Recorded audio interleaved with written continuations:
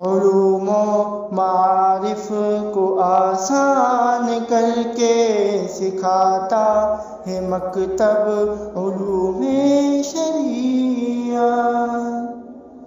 بسم اللہ الرحمن الرحیم۔ السلام علیکم۔ تلخیص خطبات حکیم الامت۔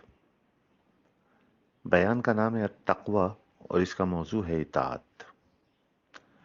اس کی تلخیص فرمائی ہے محترم جناب محمد اسامہ سرسری صاحب نے، اور خطبات حکیم الامت کی جلد 11 کے صفحہ نمبر 11 سے 41 تک کی یہ تلخیص۔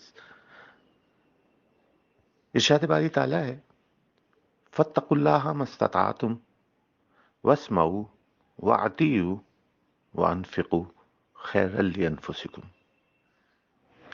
بظاہر اس آیت مبارکہ میں 4 الگ الگ حکم ہیں۔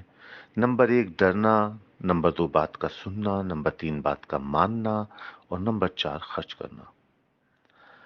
مگر ان چاروں سے مراد اطاعت ہے کہ اللہ سے ڈرنا دل اور باطن کی اطاعت ہے، اور بات کا سننا جوارح اور ظاہر کی اطاعت ہے، جبکہ اطیعو سے ظاہر اور باطن دونوں کی اطاعت مراد ہے، کیونکہ اطاعت طاؤ سے ہے جس کا مطلب ہے خوشی سے کہنا ماننا، لہذا اطیعو سے ثابت ہے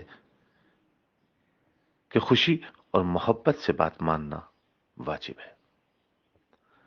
محبت پیدا ہوتی ہے 3 چیزوں سے، نمبر 1 عمل، نمبر 2 ذکر، اور نمبر 3 صحبت۔